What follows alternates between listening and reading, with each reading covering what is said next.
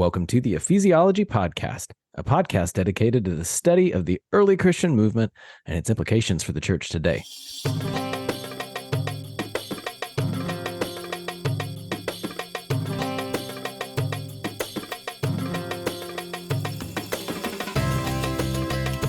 We have arrived at our penultimate episode in our Make Disciples podcast series, where we are covering what a disciple is, who we are in Christ, and what are the characteristics of a follower of our King.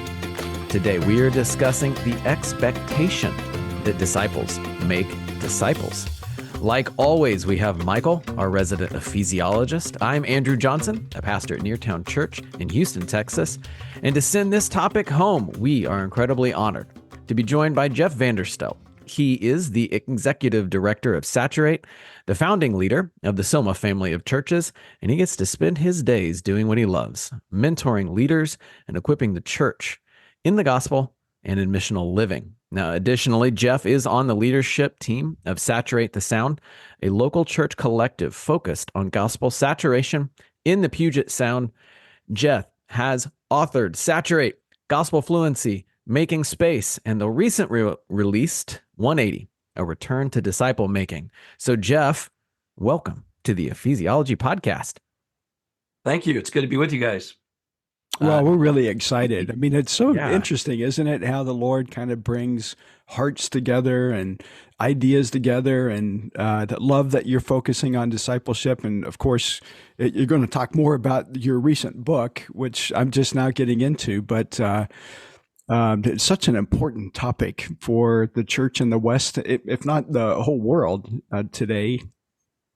I think that's pretty safe to say, considering Jesus sent us into the world, Michael. So you didn't overshoot it by including the whole world and saying it's important. I'm down. So is Jeff. But before we launch into the fun topic of making disciples, Jeff, we did the big broad brushstroke, the lore that is Jeff Vanderstelt. So now, can you give us some of the finer points? What are some important things about you that your friends might know you would love to actually share on a podcast?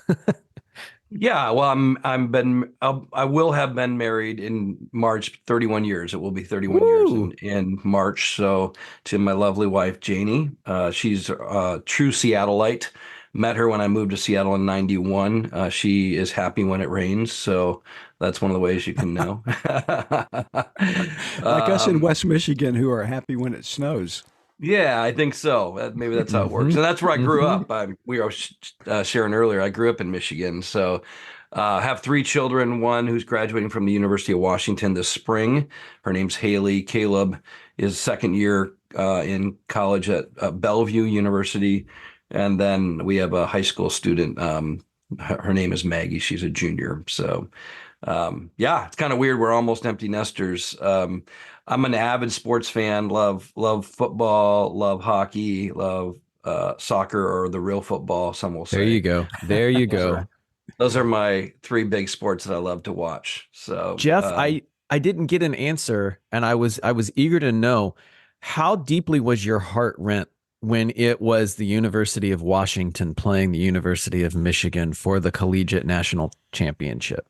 I was terribly torn. I was wearing a Michigan hat and a purple shirt, watching it with all Husky fans, and my kids were very angry at me that I would still be a Michigan fan, but I am. And so, I was glad for Michigan. I was sad for Washington, especially Penix. He really took a beating, and then really sad, because in 1 week, not only did we lose, Washington lost the national title, but Kalen DeBoer went to Alabama and Pete Carroll was fired from the Seahawks. It was like, gut punches everywhere. It was so bad. It's like, are you kidding me?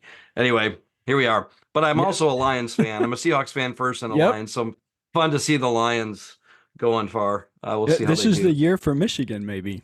I think so. That's the hope. Yeah. That would be amazing if they took a Super Bowl. And then, of course, Harbaugh now is going to be coaching the Chargers. So, everyone's leaving.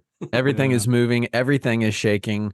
The one thing that we have, at least as a constant, is this call, make disciples. We are to be about making disciples. And I wasn't trying to mince words in the intro, There is an expectation from Jesus that disciples make disciples. Michael, you have finished your book, Make Disciples, with this call to make disciples. So why did you do an entire book? Why did you finish this book? Michael, why do you think it is so important that we make disciples?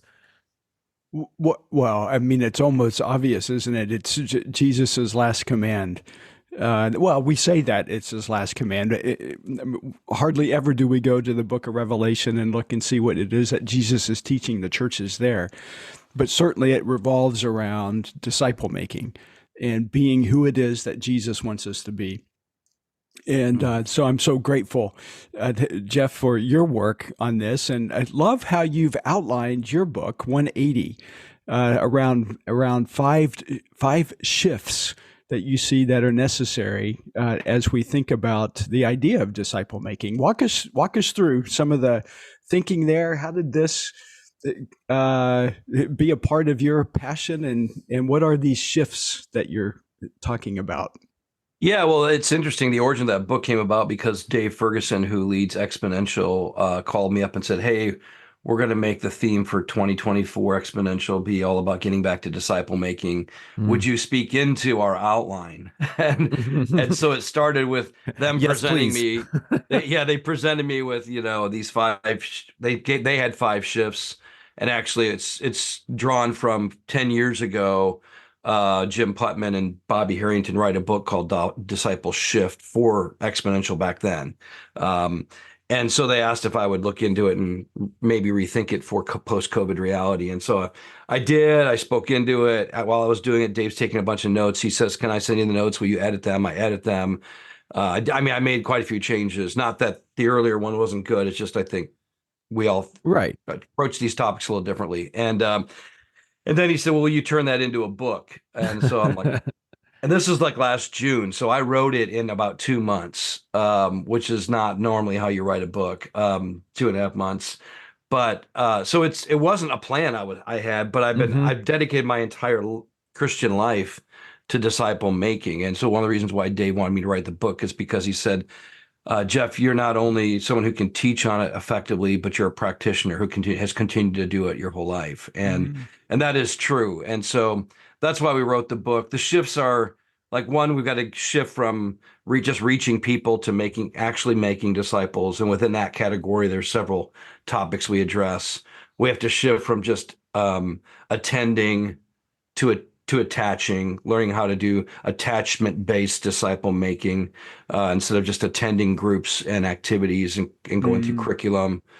We've got to build a shift from not just informing people to actually truly equipping people. I think a lot of what we say in the church is equipping is not actually equipping. It's just giving people ideas.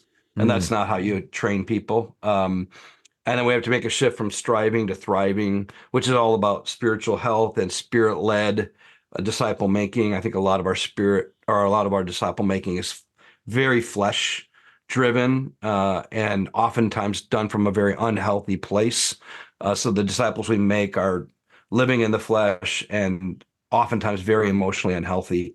They don't look like Jesus in the way they love people. And then the last one is from accumulating to deploying. So we're not just trying to gain more and more, grow bigger churches, get bigger buildings, get bigger budgets. We're actually doing this to send people out to be disciple makers to the ends of the earth. And so that a lot of there we have to talk about what's our scorecard and what are we really after. So those are the big ideas. Within that, there's every shift has 2 chapters and then a workbook session so that a team could actually begin to rebuild what they're doing in line with what they're reading. So that's the book. It's free if you want it on exponential.org. So always good to get a free book. So you can get it at Amazon if you like paper, but then you have to pay for it. So you got to pay for paper. Paper costs. It was quite the joy. I was like, oh man, I know Jeff's book is either out or it's about to be out. I need to chase it down. Oh, it's free. Well, then let me go take care of that right away. Yeah, real easy. Yeah. I want to ask, let's be almost like a slingshot. All right, so pull back before we get to that present. Now the book from Exponential. Pull back. You have mentioned your life has been one marked by disciple making, both passion and practice. They've asked you for a reason. So what has, for somebody who's maybe not familiar with you, Jeff, and they haven't read Saturate or Gospel Fluency, what has God done in your life up to this point to kind of solidify what disciple making looks like in everyday life? Well, I think a big part of what shaped me is I grew up in the church, but I was a fake Christian my whole life. So I came down the aisle and prayed the prayer because I was afraid of going to hell. How many And I times did you also go down that aisle? That's a good question. Right. Well, one really clear time, Yeah. but in heart every single time, Uh-huh. and but it was I was in a really real shame-based, fear-based church. And I mean, like there was literally public shaming. Like if you did certain sins, you had to go in front of the whole congregation and kind of be humiliated, right? And so I just learned how to play the part, because the last thing I wanted to do was get public shame. Mm. And so it wasn't until I was 21 that I really met Jesus and surrendered my life to him and experienced a transformation of my very being. My mom, I was actually in Spain, came home. My mom and dad greeted me right when I got off the plane. Of course, this is when you could still do that. And she immediately hugged me. Well, after she hugged me, she pushed me back like this and said, "What happened? You're not the same person." Like she could Oh, tell wow. just from that moment I was not the same person. Mm. And so I experienced transformation. And the very first thing I did when I got on my knees and surrendered my life to Jesus, I said, "I'll do whatever you want me to do. I'll go wherever you want me to go." And he just started directing me in Mm. how to do that. And that summer I worked at a Christian camp and led kids to Christ and taught them how to read the word and how to walk in the spirit. And I mean, this is like immediately after I become like just months after. The guy who mentored me gave me Robert E. Coleman's book, The Master Plan of Evangelism. When I really met Jesus, the only thing I Mhm. knew was you obey the one Right. if you love him, you obey him. And he said, make disciples. And so I just devoted my life to it and became a youth pastor in Seattle.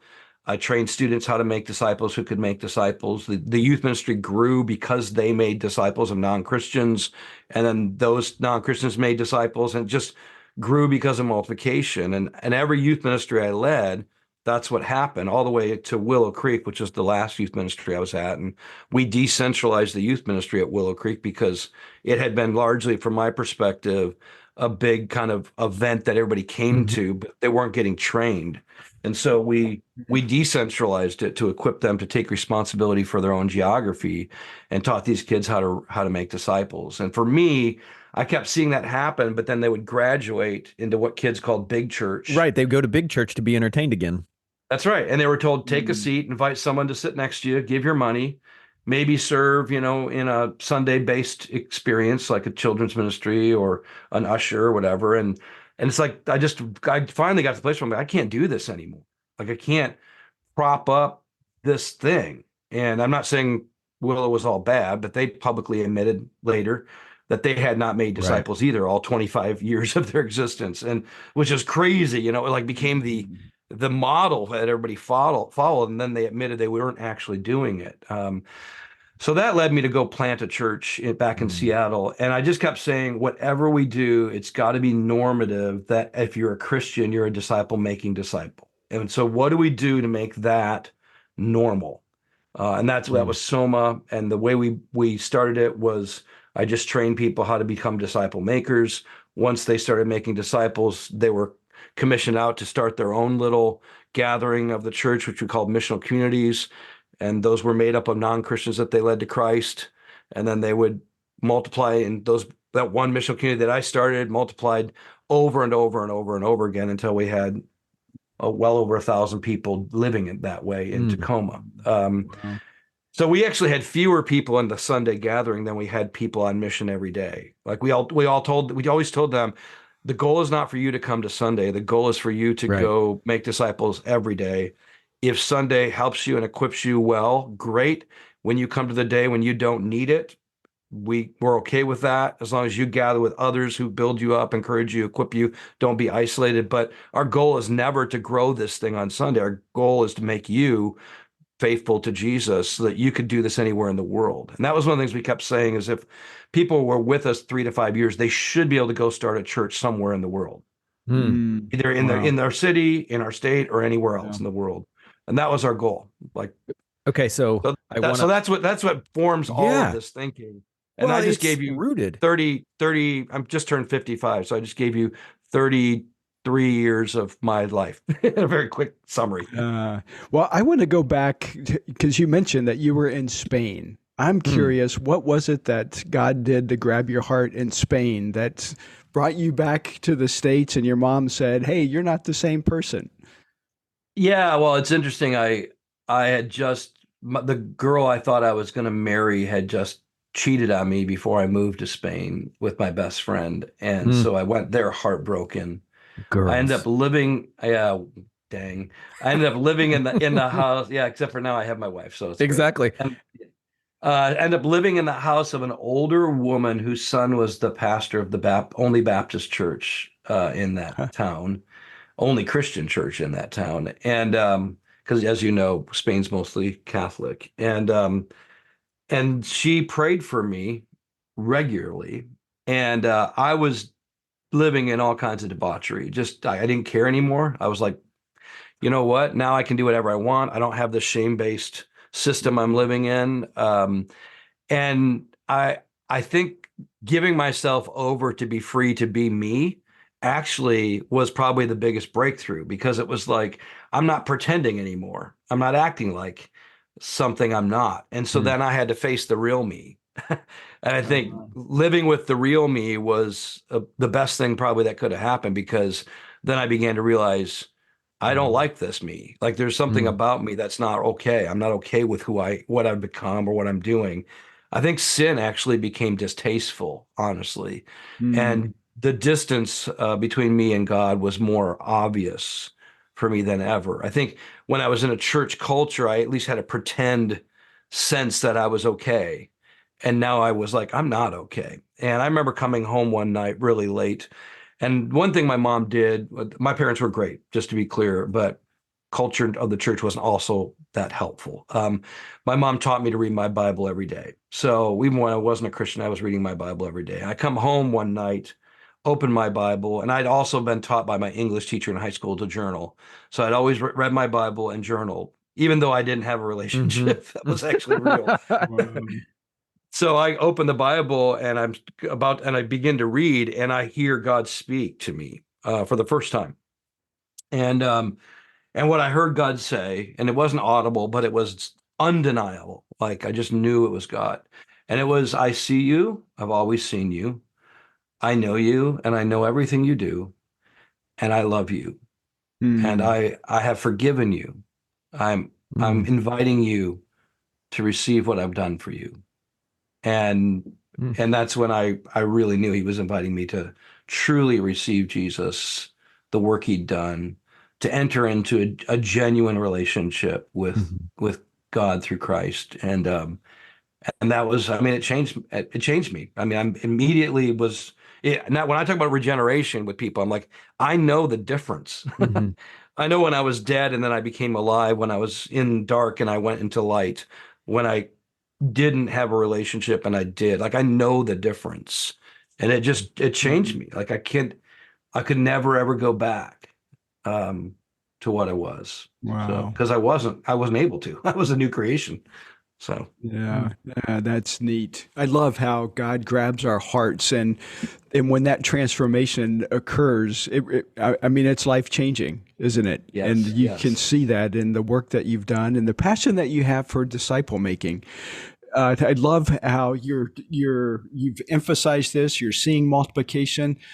But how did we get to where we are today in the context of North America? Have we made it easy?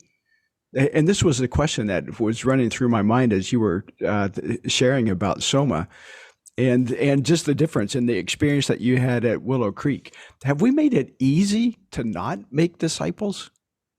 I think we actually have made it normal. Normative. Like, Yeah. yeah, I mean, I remember I was speaking at a conference once on a panel with a couple other leaders, well-known leaders in the church world. And one of them said, I'm not like Vanderstelt. Vanderstelt's into the ninja work. Like he's making disciples who make disciples. And that's not, we can't really expect that. It's going to be normal for Oh, Christians. He literally said it. He said, oh, that's ninja work what Jeff is doing. And I'm like, I can't believe I'm saying that. We're saying this. And I'm like, if it's ninja work, then what is the work you're doing? Like, hmm so I think what happened is I think we bought into a metric that is if they are in a gathering on Sunday and in group life, then we've won. Like that's the goal, is that they get connected in a community and into relationship with other people. And I believe all that's necessary, just to be clear, but for the sake of making disciples who make disciples, not as the end goal isn't growing a bigger gathering or growing right. more groups. The goal is to help people follow Jesus and obey his commands. And that includes and is summed up in making disciples who make disciples. So, yeah, I think the church growth movement probably fed into it. I think enlightenment and the Industrial Revolution has played a big part of it, because it's about assembly line and it's about both those things. One is about assembly line and efficiency. The other is about information. I think, therefore I am, Descartes, and the Enlightenment. And so I think we bought into the idea that giving people ideas is what it means to make a disciple. So primarily information based and industrial efficiency based is kind of what I think that informed it. And then, I mean, we can go all the way back to Constantine, if we want to, and just say Mm. what he did certainly influenced it. And we didn't go far. Luther didn't go far enough, in my opinion. I think most of the Reformation didn't go as far as we needed to. I think we affirmed the priesthood of the saints, but I don't think that we truly embraced it. Which is why I still think we have this clergy laity division that says the clergy does the work of ministry and the laity pays for it or watches it, and instead of we're all called to be ministers of the gospel, we're all called to full-time ministry in whatever place God's put us. So I think I gave you a whole bunch, but I think those are all connected to the reasons. And whenever I sit with a pastor and say, do you believe that the majority of your church are disciples of Jesus who are making disciples of Jesus? To a person, the answer is no. I mean, I've never had a pastor say, no, I believe the majority of our church are disciples who make disciples. And I think we just learned to go like, that's just the way it is. Like we can't have it another way. And I disagree with that. I do agree with it. If you keep doing church the way you are, you can't have it another way. You are right, because you are affirming people primarily watching somebody else do it all for you. The church has got to be completely transformed if we're going to actually live out Jesus's commands. But I think the cost is too much for most pastors. They can't envision a world that looks like that. Yeah, talk about that some more. What do you mean by the cost is too much? Well, I think they intuitively think, well, if everybody else is making disciples, what am I going to do? Huh. So it's like a job security thing, I think, for some. I think they don't. Many of them don't make disciples themselves, so it would require a change in what they do with their life. They'd actually have to be spending more time with non-Christians, being engaged in a lot less platform-based ministry and a lot more relational-based ministry. Like, I think it would be costly in their schedule in terms of how they have to change the way they do what they do. I think it would be costly with their people. People would leave.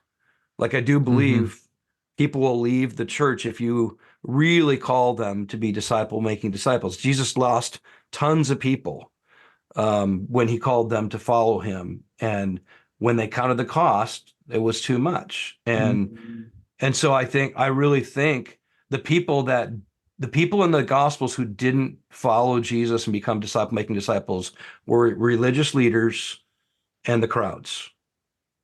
And I think sadly, that's a lot of what the church is today. Religious leaders and the crowds who aren't in this to make disciples. They're in it for something else. And I know that sounds, I used to hold back on saying those things. I'm just not Yeah. going to hold back anymore, because I've been in this long enough that when you start saying what it would take to be a disciple, making disciple, so many people don't want that. Wow. It's really, And that grieves me. yes. I mean, saying it grieves me deeply that the very Jesus we profess to love and worship is not the one we want to obey.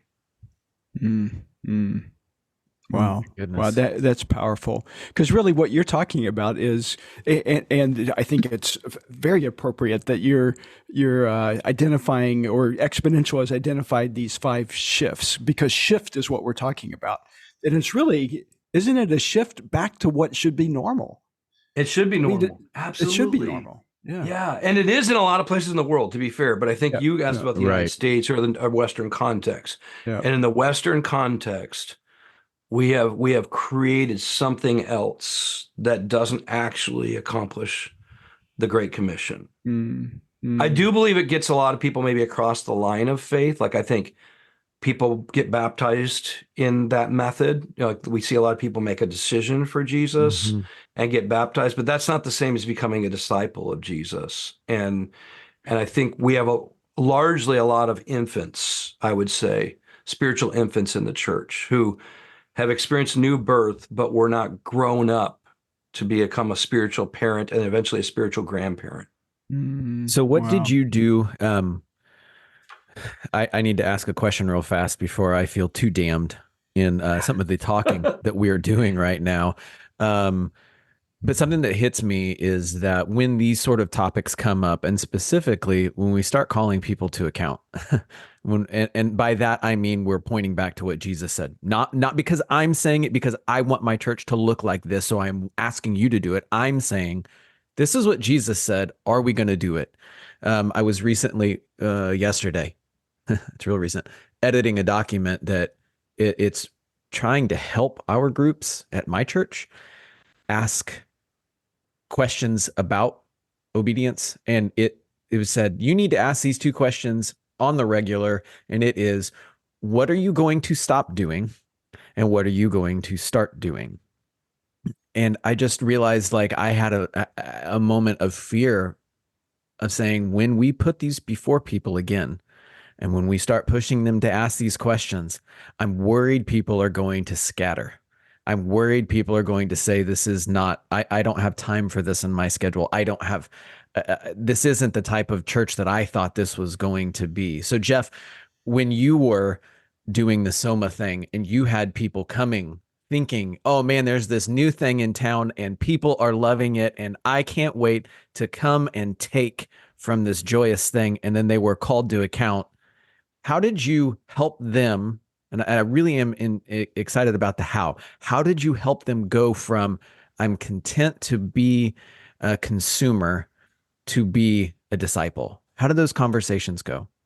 Well, you know, in some ways I had it easy because I got to start from zero, right? I guess you're never starting from zero, but I started with 20 people, and I spent 1 year just with those 20 people, training them in disciple, being a disciple and being a disciple maker. And so when you kind of get known for that in your city, which is what happened, people started to know about us. They knew, like, if you want to go be about the mission of Jesus in everyday life and make disciples, you want to go to Soma. So in some ways, the reputation was so strong that you wouldn't want to come if you really just wanted to hear someone preach, and that was it. You know, that though, you know, I was a strong preacher. The guys that were on our team were all very strong communicators. So we'd still had some of that, but we'd you know, every Sunday we'd say, hey, we don't go to church. We are the church. We're called to be the church every day. If you want to be a part of what we're doing, we're committed to equip you to be a disciple who makes disciples in everyday life. Like, that's what we said pretty much every week. And then there was a pathway. Like, if you want to figure out how to do that, we'll take you through a journey. We didn't let Christians join groups unless they went through the process, so that we didn't want groups to be, we tried that, and Christians would actually ruin groups because they would join a missional community and then they want it to be just for Christians, and they'd want it to be what they did before somewhere else. Right. And that didn't produce disciple making. So So we eventually said, you can't join a missional community unless you go through our disciple making pathway, which is kind of helping you understand what the gospel is, how to be fluent in it, your identity in Christ, how that informs everyday life. And then they had to actually start to practice in the way of Jesus before we'd put them into a group. And so that's pretty much how we protected the church from being taken over by consumers. And then we would regularly say, if you're just attending a Sunday gathering, you're not actually part of Soma. To be part of Soma, you've got to be committed to being a disciple who makes disciples in a missional community. And you got to be a part of a DNA group, which was our triads for same-sex formation, like in terms of like I'm with two other guys weekly that are in my life, know my story, helping the internal world of Jeff get transformed as well as the external world. So if you wanted to be a part of Soma, you had to commit to that. And the people that didn't commit, they stayed consumers watching, but we knew that we didn't consider them part of Soma. Mm-hmm. Okay. I remember I had a conversation with John Mark Comer one time because we were working together on some stuff, and when he was leading Bridgetown in Portland, and he said, Jeff, I'm so frustrated. We've got all these people in our church that aren't a part of the groups yet. And I feel like we only have about 40 or 50% in group life. And I said, I thought you told your church that they weren't a part of Bridgetown unless they were in a group. And I think they called them missional communities at that time. And he said, yeah, we did. I said, well, then you're great. You got 100% of your church in groups. He's like, is that how we get to look at it? I go, you need to look at it that way, because if the people who are attending a Sunday but aren't actually actively making disciples think they're part of your church, then you're communicating to them you're okay with them staying disobedient to Jesus. And he's like, man, if that would make it so much easier. I'm like, let it be that way. Jesus wept over the crowds, but he didn't consider them as followers. Yeah. And I think if I speak to a church leader, I would say, don't count your crowd as the disciples of your church. The people who are making disciples, people who want to move into disciple making. And not everyone's going to get there right away, but they want to. They want to follow Jesus. They want to obey his commands. Those are the people that you're responsible for.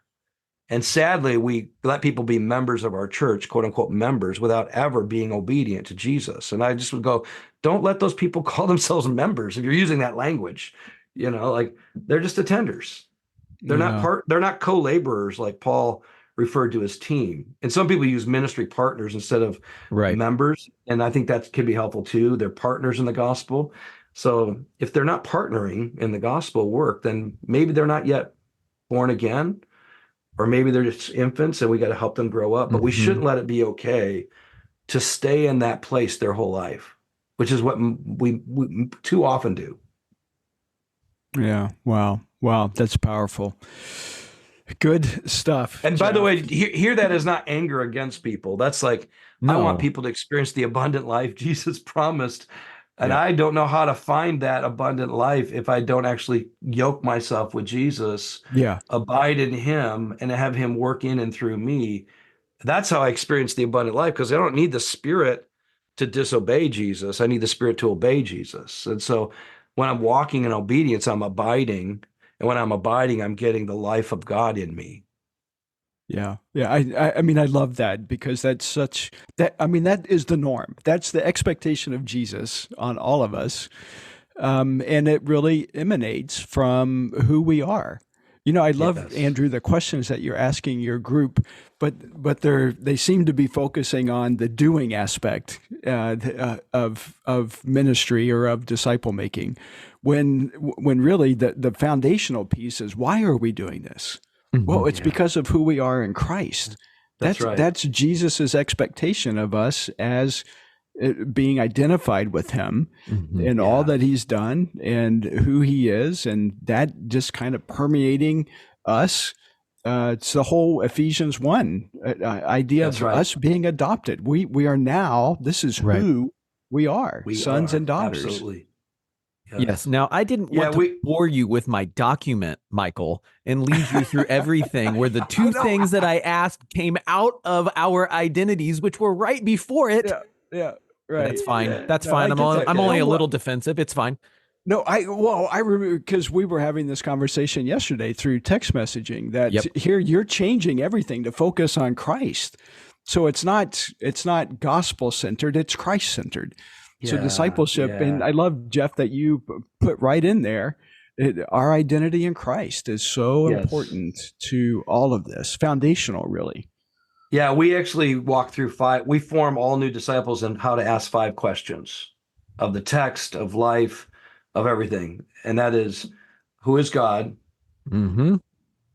Revealed through what he's done in Jesus. So what has he done in Jesus? Who are we then in Christ as a result of that? Those are the indicatives. It's what's true no matter what we do. And then the next 2 questions are what we do because of what is true. And that is then, what do we do in light of our new identity? And how do we uniquely do it in light of our gifts, our situation? That's contextualization, basically. And when we form people in those questions, one of those identities is I'm a child of God, sent to be an imitator of our Father, right? Or I'm a servant of Christ, sent on behalf of Christ to serve the world. Or I'm a missionary, empowered by the Spirit, to go and make disciples who make disciples. And when you help every Christian live in their identity, then it's a matter of, do I want to be who I am today or not? I'm not actually being who he made me to be when I don't do what he's called me to do. I mean, my identity is messed up. So I've got to get back to who am I in Christ. And if this is truly who I am, I will always do who I am if I believe it. Yep. Yeah. Good. That's good. Good. Rich stuff. Yes, I have, Jeff. It's so funny because that whole fruit to root process that you line out in Gospel Fluency, your book, before it was a book, I got to hear you in Alabama go through that, and it was quite formative for me.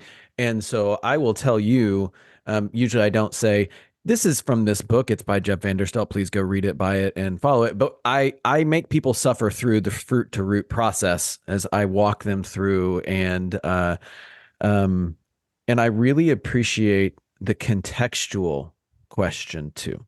We've added that one. Yeah. And fifth one.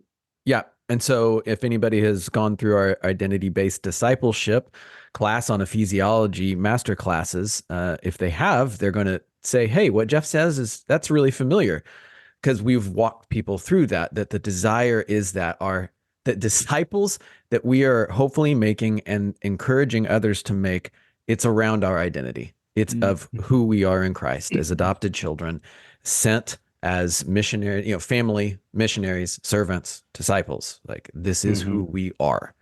This is absolutely who we are. Jeff, I think I could ask you at least 600 more questions, but for the sake of everybody listening, we'll curtail this. If somebody has been encouraged, as I trust they have been today, and they want to continue learning from you and listening to what God is doing in and through you, how can they connect with you after they leave our podcast? Yeah, saturatetheworld.com is the best place to go. Saturatetheworld.com, all one word. We have a lot of resources there, a lot of training. And then I use most social media channels, though I don't like to, but it's just an easy way for people to stay connected if needed. But those would be the ways. Yep. And I think our podcast will get posted in time, with very little time to do so. But Exponential, the big conference that will be happening down in Florida on the first week in March, is going to be around this idea. With your I'm even doing some workshops around it for people that can help them do some of the basics. Like, do you have a definition of disciple? Do you have a pathway for making disciples? Like, we're going to help a team answer those 2 questions, and hopefully walk away with something, not just information, but actually something they built while they were with us. I'll say this too. We created a new offering called the Disciple Making Lab. It's a 1-year journey where we walk with a church's leadership team to help them redesign their whole approach to disciple making if they need help. So that's something they could reach out and find out more about if they're interested. So that is fantastic. Well, Jeff, thank you for being with us. And thank you, our listeners, for joining us too in this Make Disciples podcast series. If this was your first podcast in the series because we happen to have somebody like Jeff Vanderstelt on, We're glad that you have joined us. But if you want to find out more about our podcast, just jump to that catalog wherever you're listening to this. Scroll back, check out a topic, and we hope that it is an encouragement to you. Lastly, please check out all the resources that we have for you at masterclasses.ephesiology.com. And I trust it will be a benefit to you. So for Michael, for Jeff, and for myself, thanks for doing theology in community with us today on the Ephesiology Podcast.